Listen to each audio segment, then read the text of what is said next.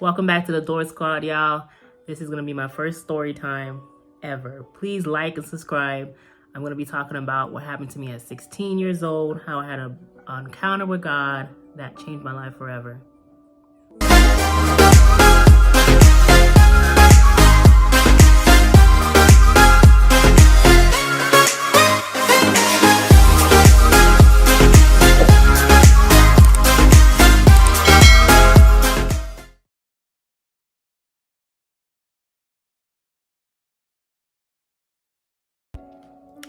Okay, guys, I hope I did not cry because I already feel myself crying, but this is a little therapeutic for me as well because I never really talked about this to anyone other than people I love. So, like I said, I had an encounter with Christ at the age of 16 that, changed my life forever. And I don't even know where to begin. A little backstory of my life a little bit. Let's just run down my story of my life. So I was not raised with my biological parents. At the age of 5, my parents decided to give me up because they couldn't financially support or, take care of me. So they gave me up to my auntie. And my auntie raised me until the age of 18. And a little backstory about her, she was just a woman of prayer, a woman that loved God, a woman that basically just honored and breathed and lived for God. I feel like we're still crying. Oh my God. Okay. We won't get it together. Okay. We won't get it together. But she was just a woman of prayer.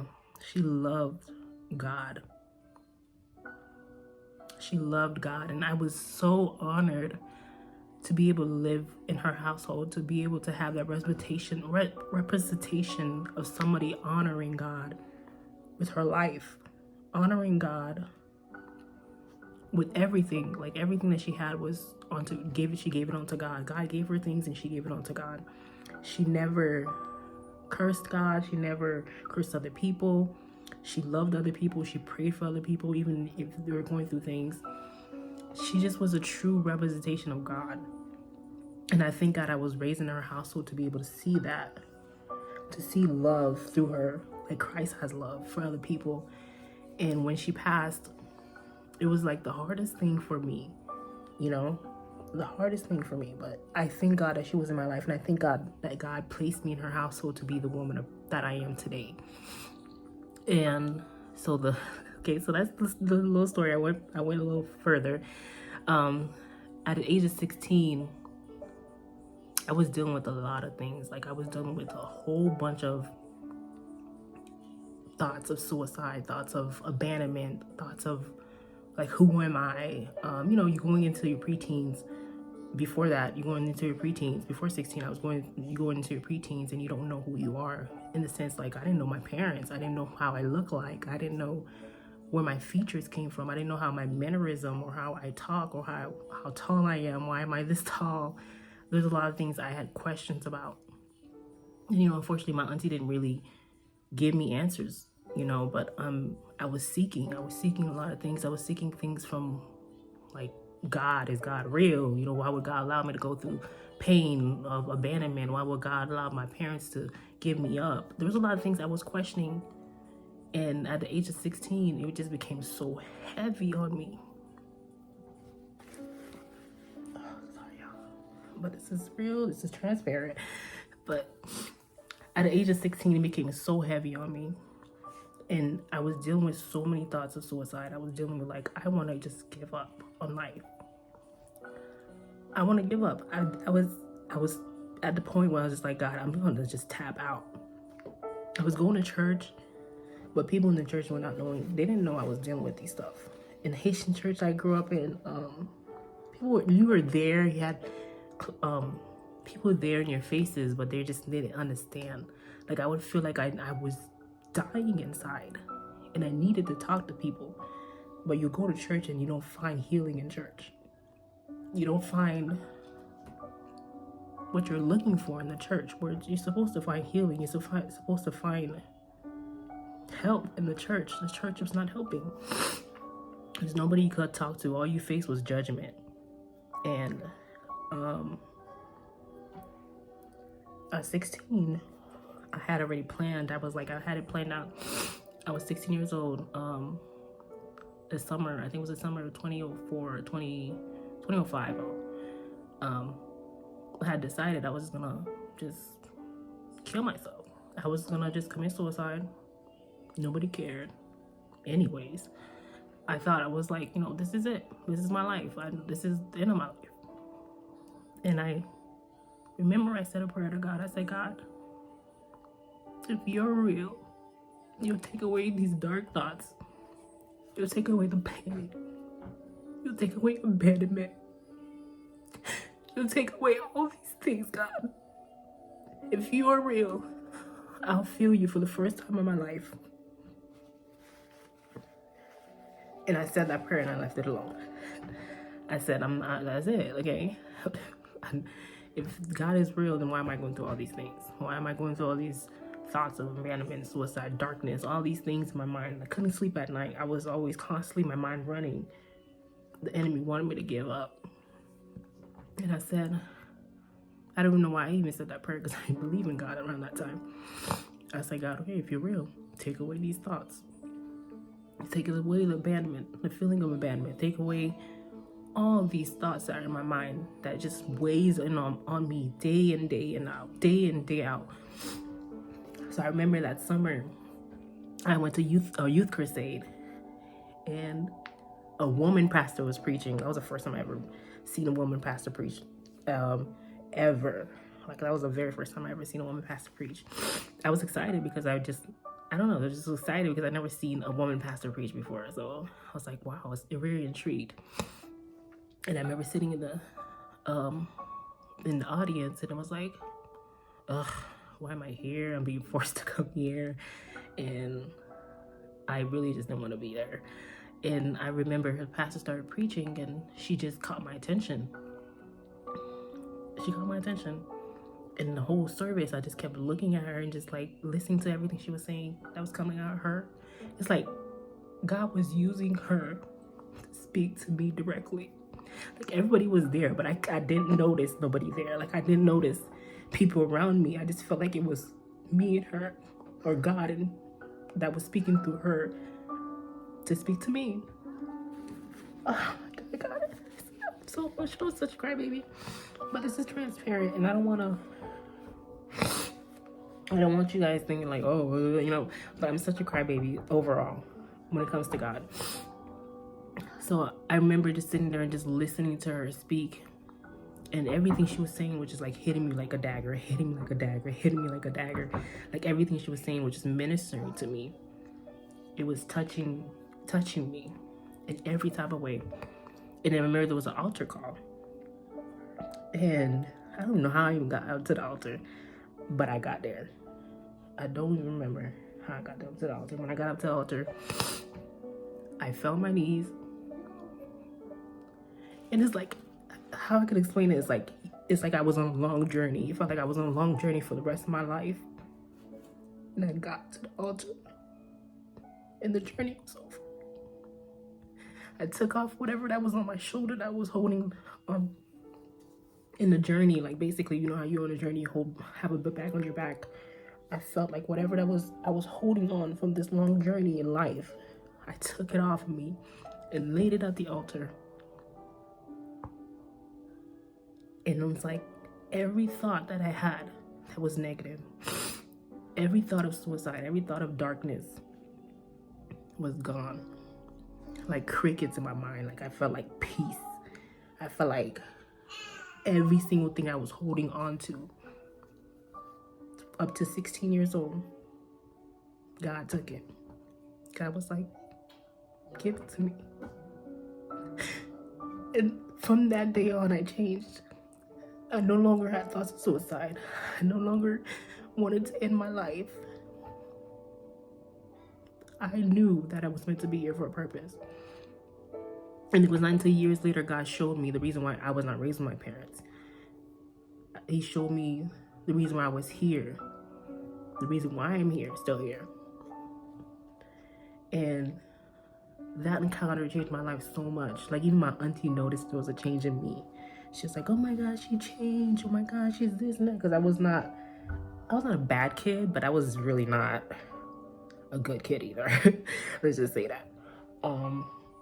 Because I was dealing with so many things in my head. Like, I was dealing with so many things that were like pasturing me. The enemy was just telling me, give up, commit suicide, this and that. You're not important.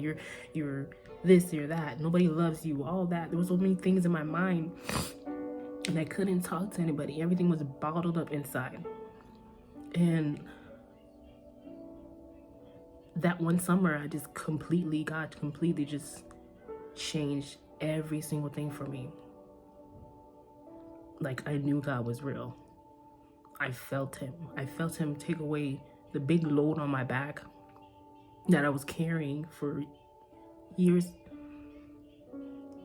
The load of abandonment, the load of suicide, the load of, just giving up, a load of feeling worthless. I was carrying all this stuff the enemy had me carrying. And God was like, no, give it to me. And I got tired. And he told me to go to the altar. And when I went to the altar, how I got there, I don't even know. But when I went to the altar, the load was gone. My mind was clear.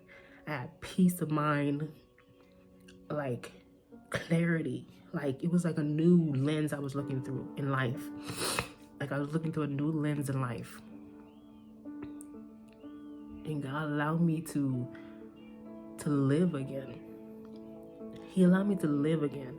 And one of the verses that really stick by for me is Psalm 27, verse 10.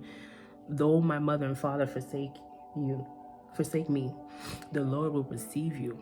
And every time I hear that verse, I'm like, God, like, that's my verse. That's like my verse. Like,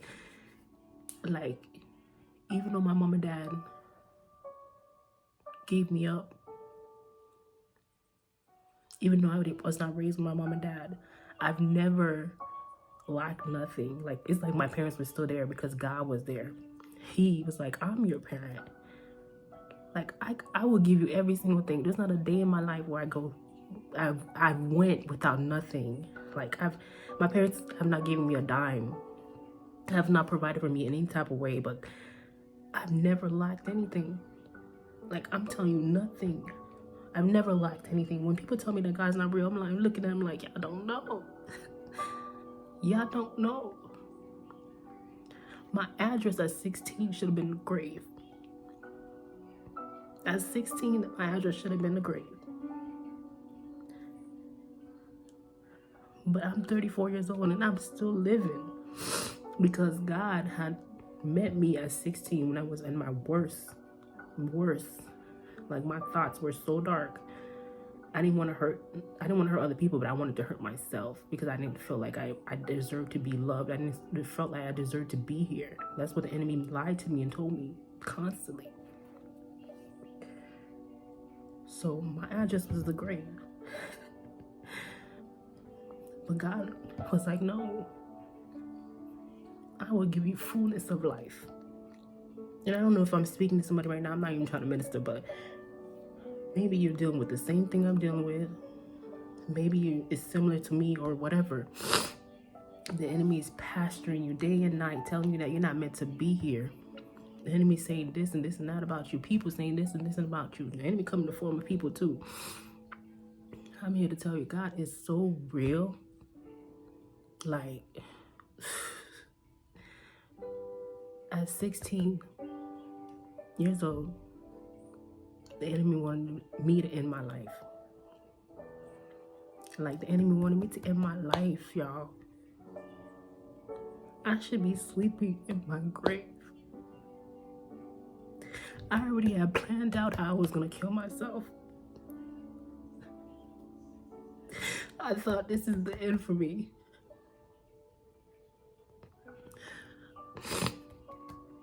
But God said, no, this is not the end for you, my child.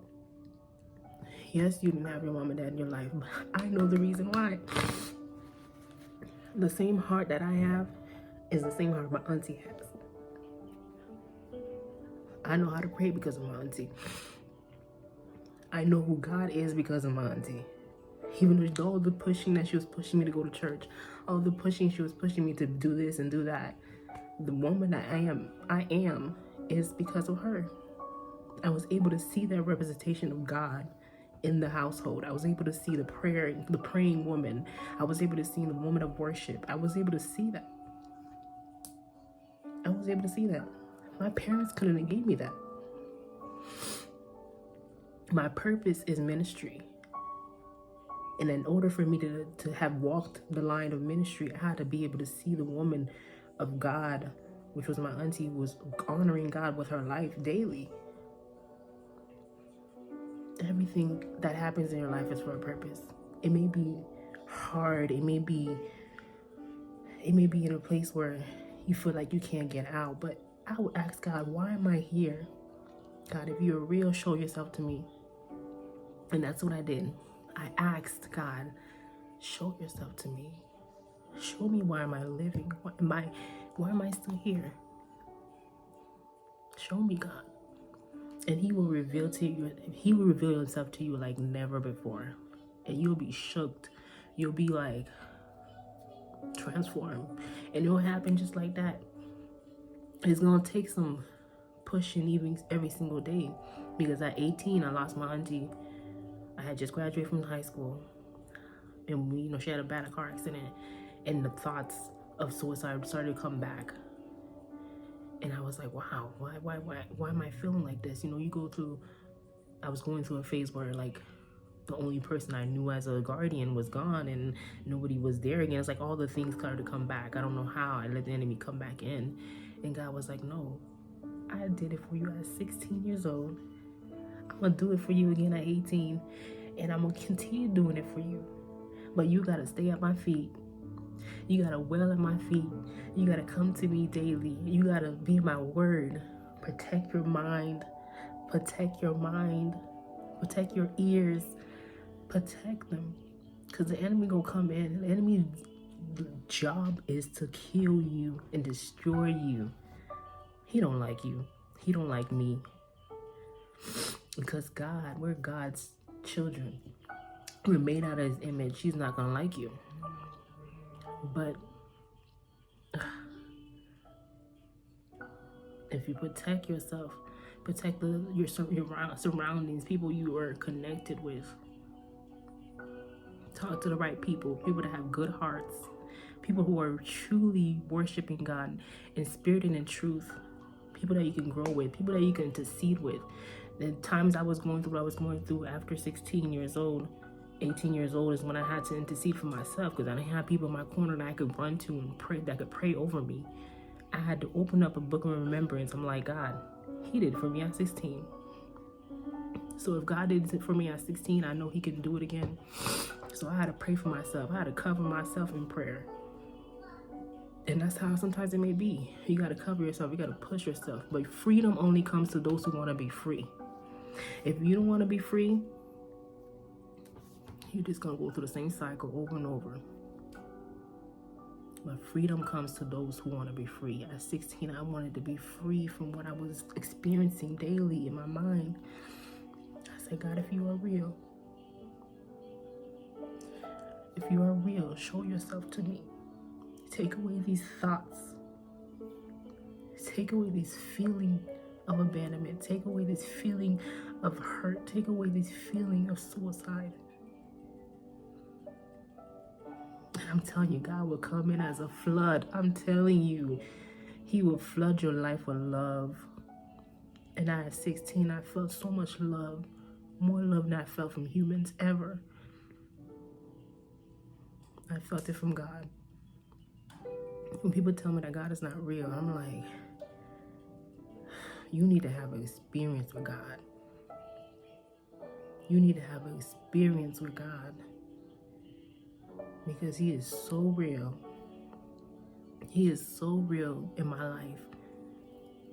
My parents have never gave me a dime. Never took care of me. I've taken care of them. But God has always provided. Always provide. And I just wanted to share this story. It's ministering to me as well.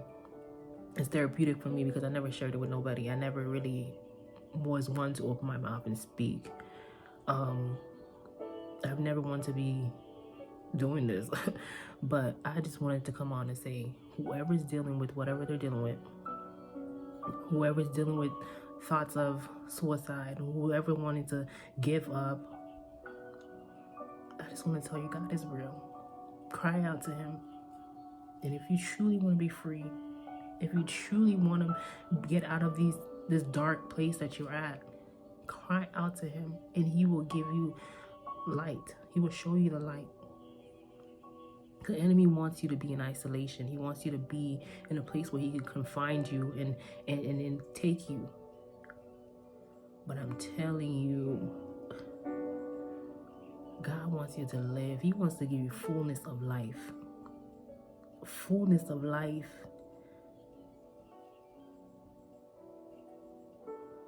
And years later, God blessed me with a child. The enemy wanted me to end my life in 16. My address should have been the grave, and my daughter would have never been here. If my address was the grave, my daughter would have never been here. She would never made it to this world. And God gave me the dream to call her Trinity. And that's exactly what I did. I called her Trinity because God gave her that name. I said, God, I'm going to call her Trinity. And God's like, I'm going to call, you need to call her Trinity. I had a dream. And I was like, wow, Trinity. At the time, I didn't even put two and two together, the Trinity. But when I woke up, I was like, God wants us to call her Trinity. And when God says something, you do it. So I was like, God, I'm going to call her Trinity. She's your child. You gave her to me as a gift. As a gift. I rambled on, y'all. But I just want to say, don't give up. Cry out to God. Because he is very much real. I'm still living. He's real. I'm not in my grave. He's real. I'm sorry, this is like a crybaby moment, but this is very transparent right now. Like, I really hope it touches somebody's soul that is facing something in their life and the enemy is telling you to give up. And I'm here to tell you, don't give up. Cry out to God. You have purpose on this earth. You're meant to be here. The enemy sees your life too. He knows the purpose that God has placed inside of you. And he will do every single thing he can every day to tell you to give up. Don't give in to the enemy. Don't give in to the enemy. Allow God to come into your life and give you fullness of life. Fullness of life is what God is guaranteeing you. But be blessed, y'all. I hope this helps somebody. I hope this, touches somebody's soul. I don't do it for everybody. I'm doing it for God, for the kingdom. So some people might not think I did it right or did it the right way, but it's for the kingdom of God. And again, subscribe, like. See you next time.